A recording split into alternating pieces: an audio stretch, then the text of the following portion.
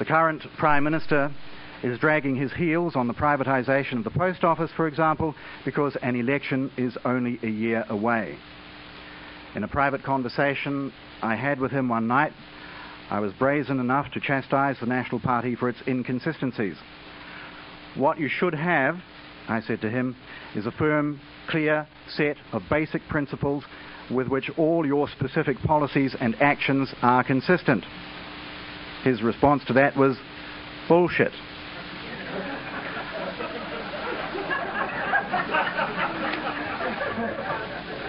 I don't want to hear this Amy Rand stuff.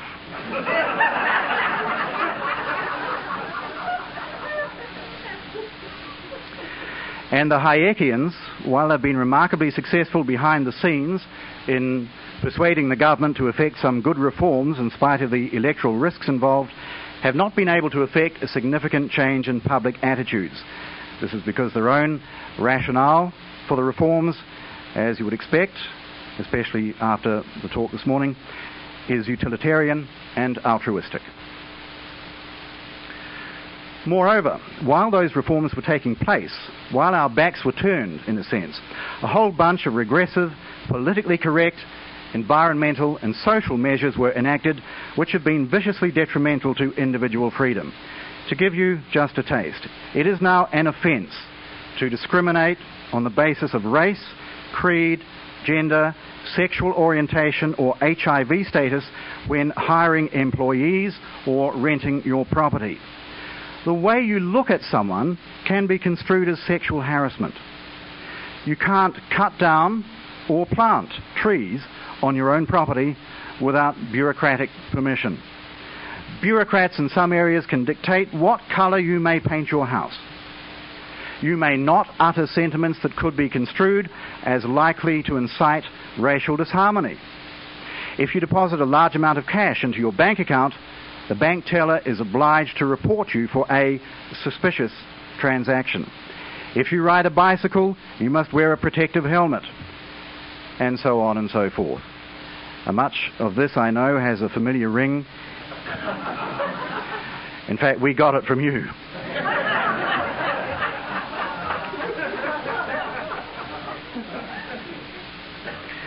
So, while in some respects New Zealand has become more libertarian, in other respects it has become more authoritarian. Which way it goes from here is an open question. It really depends on whether enough attitudinal change can be effected in time. Enter the Free Radical and Radio Liberty. The Free Radical was launched in May of 1994. It is the only print voice of objectivism and libertarianism in New Zealand. And given that in all of New Zealand there would be about 10 libertarians and 5 objectivists by conscious conviction, I was confronted at the outset with the issue of what to do about the differences between them, how to treat the hostility of the orthodox objectivist movement towards libertarianism. In the end, I decided to ignore it. Now, I do not dispute that the non-initiation of force principle is not self-evident and self-sufficient, that it must be arrived at by a tenable, metaphysical and epistemological route. I can understand Ayn Rand's anger at the expropriation of her formulation by people who then declared that it was self-evident and self-sufficient, or who arrived at it by a different route.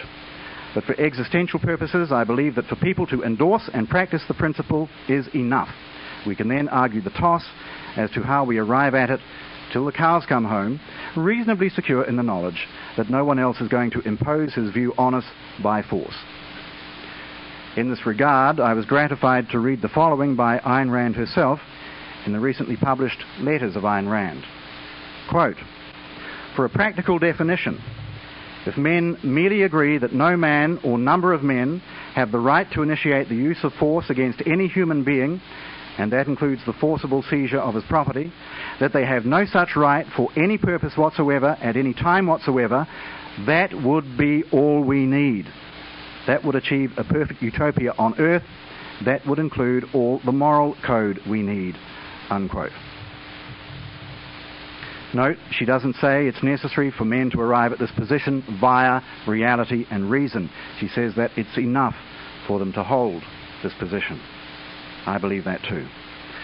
Consequently, the free radical is open to anyone who holds that position, even though I, the editor, am an objectivist, as is clear from the statement of editorial policy, which is reiterated in every issue and is as follows, quote, "This publication upholds each individual's sovereignty over his own life, that is, his right to sustain his life and pursue his happiness as he chooses. We maintain that he possesses this right not by permission from God, society, or the government, but by virtue of his nature as a thinking, choosing entity. As a corollary, we advocate the elimination of compulsion from human affairs. We promote the belief that all adult interaction in all spheres of life should be voluntary. We defend a free market not just in the realm of commerce, but universally. We are neither left nor right wing. We are as opposed to the censoring of moral and intellectual values favoured by the right as we are to the regulation of economic activity extolled by the left. We believe that the only act that may properly be banned in a free society is the initiation of force or fraud by one party against another. That the only laws which may properly be imposed are those which ban the use of force or fraud. For example, laws against murder, assault, rape and theft. And that the sole legitimate function of government is to define and enforce such laws." Unquote. So, objectivist themes certainly dominate the free radical, but it's not unusual for Christians, anarchists, for example, to have their say in its columns as well. It started out modestly with a mere 3 articles. One of them was by an out-of-towner by the name of David Kelly. It had a hope and horror file, a bogus letter from an ill-wisher named B.R. Omide, and in all it was 16 pages. We are now a 32-page publication, typically incorporating about 10 articles, regular features, and state-of-the-art design, and I may say wonderful covers.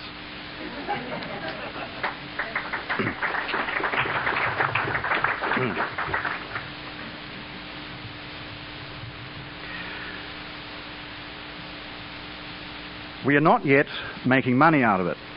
We have a subscription base of a mere 200, a total readership of around 1,000. But in a country of just 3.5 million people imbibing statism and unreason with their mother's milk, it's a start. Radio Liberty, of course, reaches many more people. In a market that has been substantially deregulated and is probably a little overcrowded at the moment, we estimate that we have a total listenership of around 60,000 people. Radio Liberty was launched 8 months ago by the same Christchurch entrepreneur who funds the Free Radical, with me as manager and host of a breakfast show called New Freeland from 7 till 9 each morning. That's followed by a Free Speak, hosted by another objectivist, my close friend and comrade-in-arms, Deborah Coddington. The afternoons are then given over to straight business programs designed to give business moral support and practical help without the full-on ideology of New Freeland and Free Speak. We have an hour of sport, of course, from 7 till 8 o'clock at night, talkback from then right through the night until 6 o'clock the following day. Now, the talkback hosts, the evening ones, are not objectivists or even libertarians. It would be more accurate to describe them as conservative, I guess, which is not ideal, but still a useful antidote to the dominance of all other talkback in New Zealand by the left. I do look forward to the day when all our hosts are libertarians or objectivists. If there's anyone in this audience who fancies himself or herself as a radio star in a far-flung country, make yourself known to me before I leave. I should have said a low-paid radio star. Now, this talk was billed as describing the strategy behind our success. I cannot yet claim success. Radio Liberty, like the Free Radical, is not yet making money. Our advertising revenue does not yet cover our outgoings or the debts remaining from our startup costs. We are still dependent upon the generosity of our founder and other supporters. That too, obviously, is less than ideal, but there is light at the end of the tunnel. Advertising sales are booming, more and more people are coming out of the woodwork to help us out with injections of capital. And in that sense, I